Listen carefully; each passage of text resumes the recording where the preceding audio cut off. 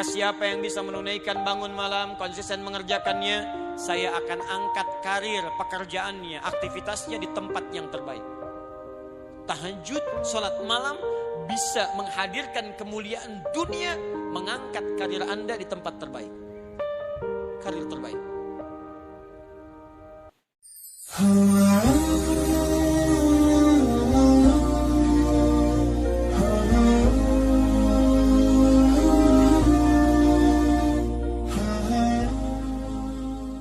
Masih ingat tadi?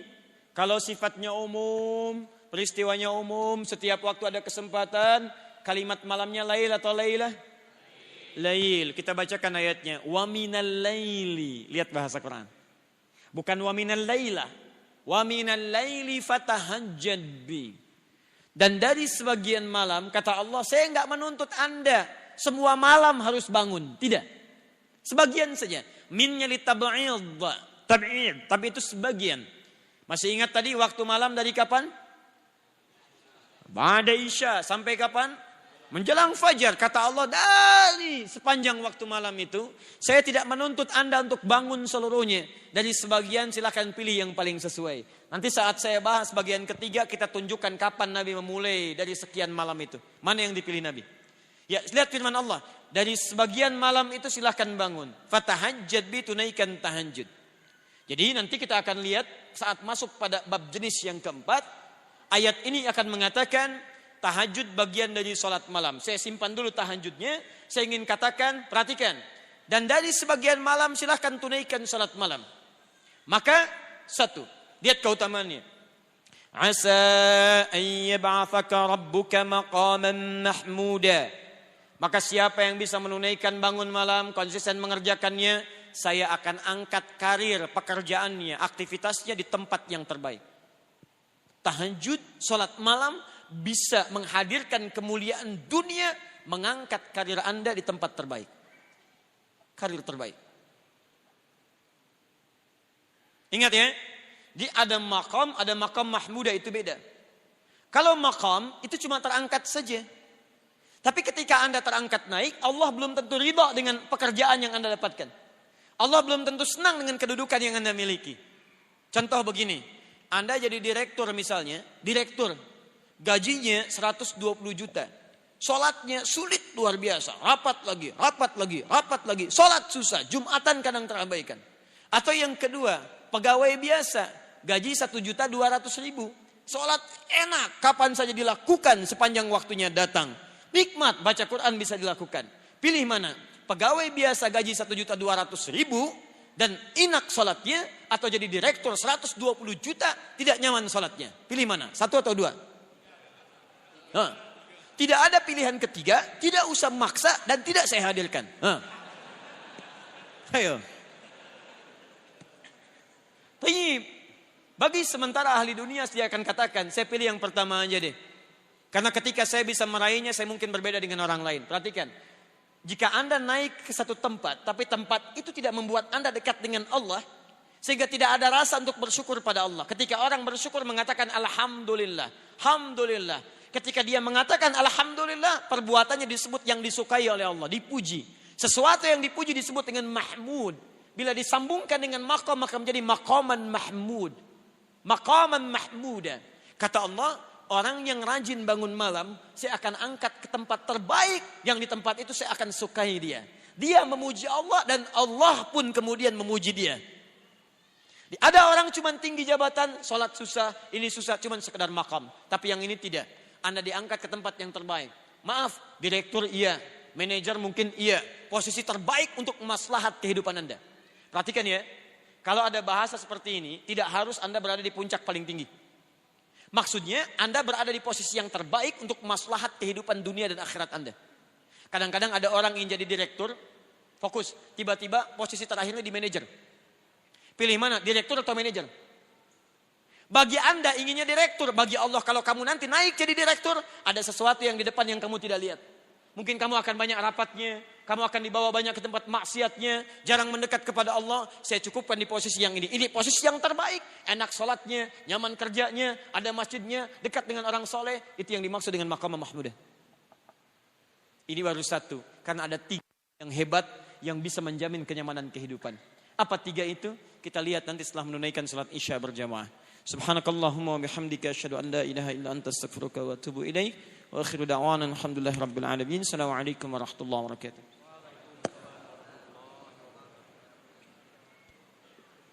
Assalamualaikum warahmatullahi wabarakatuh. Alhamdulillah. Wassalatu wassalamu ala Rasulillah wa ala alihi wa sahbihi wa man wala. Amma ba'd. فيا عباد الله أوصي نفسي وإياكم بتقوى الله فقد فاز المتقون فلا تموتن إلا وأنتم مسلمون فقال تعالى يا أيها الذين آمنوا اتقوا الله حق تقاته ولا تموتن إلا وأنتم مسلمون. Saudara-saudariku dan pemirsa Akhir TV dimanapun Anda berada, alhamdulillah kita telah menunaikan salat Isya berjamaah. Semoga salat kita diterima oleh Allah Subhanahu wa taala. Salat malam yang dituntunkan oleh Nabi sallallahu alaihi wasallam berdasar isyarat Al-Qur'an. Kita coba uraikan dalam 6 pembahasan utama yang telah kita turunkan poin-poinnya, dan kita mulai pembahasan yang pertama menerangkan keutamaan salat malam. Ini penting untuk dibahas supaya melahirkan motivasi pada kita agar memiliki dorongan kuat untuk menunaikannya. Karena persoalan terbesar umat Islam saat ini, ketika akan menunaikan ibadah, itu tidak punya motivasi yang kuat atau kurang motivasi karena tidak mengetahui keutamaan-keutamaannya. Kenapa sekarang misalnya berkurang penghafal Quran di era-era kekinian, walaupun sekarang di tempat kita telah banyak meningkat, karena motivasinya kurang didapati. Kenapa orang kurang mengejar salat duha? Karena belum tahu keutamaan salat duha.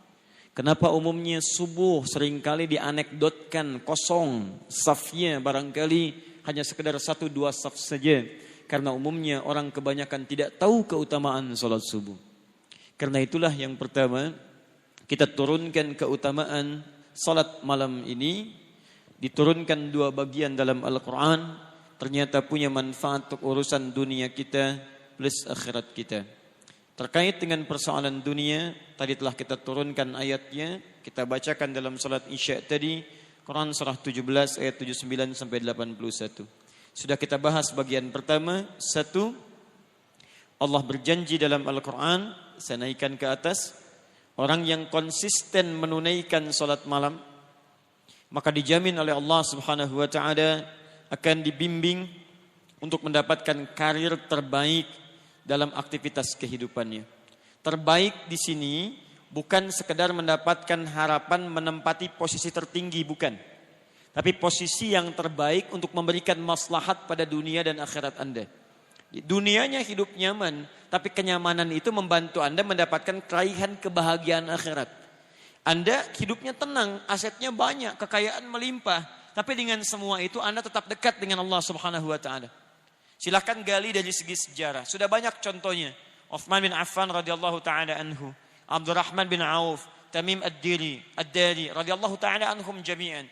Silahkan cek keterangan Imam An-Nawawi dalam kitabnya At-Tibyan. Sering saya ulang-ulang. Mereka itu orang kaya, pengusaha sukses, hidupnya nyaman, asetnya melampaui abad-abad kemudian. Sampai sekarang masih ada. Tapi yang paling menarik adalah terekam dalam amal ibadah mereka, termasuk sahabat yang tidak pernah meninggalkan tahajud. Bahkan sangat istimewa.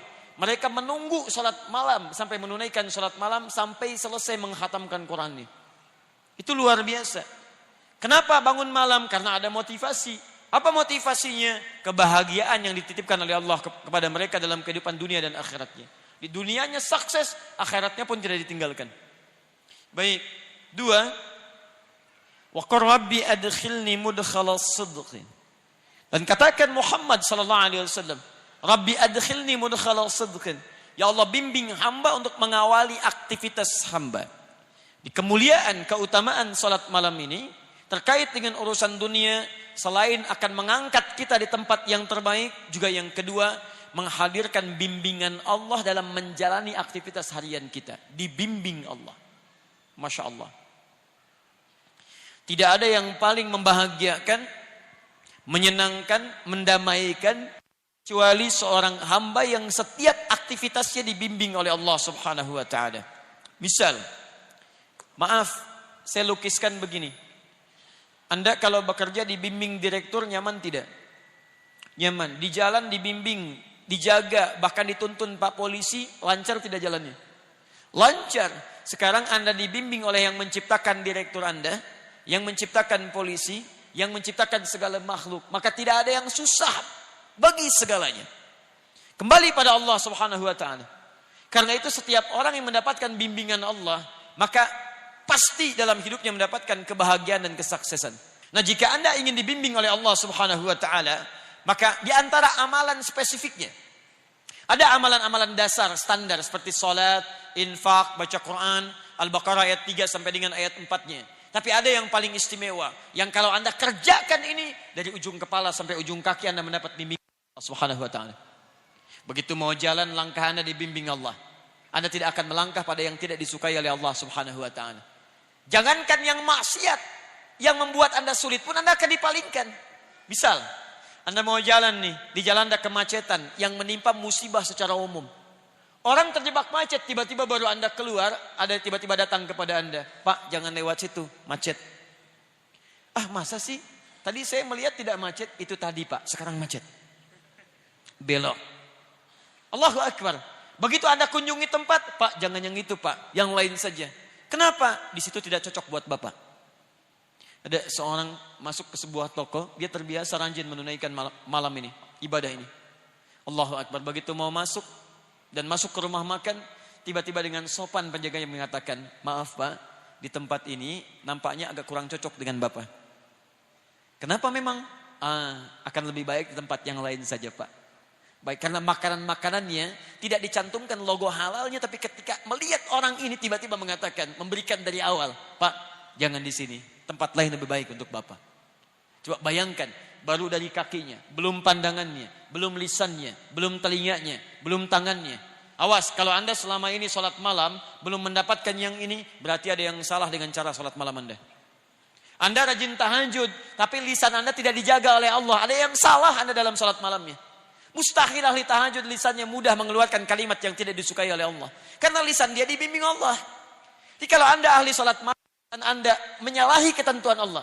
Kata Allah jangan mencela. Quran surah 49 ayat 11 sampai dengan 12. Ya ayyuhalladzina amanu la yaskhar qaumun min qaum. Jangan saling cela. Anda bangun malam tapi Anda mencela, salah tahajud Anda. Salah sholat malam Anda. La yaghtab ba'dukum ba'dha. Jangan gosip. Ibu masih gosip. Maaf. Salah sholat malam ibu. Saya tidak Ustaz, alhamdulillah. Tidak seperti ukhti itu tuh. Sama.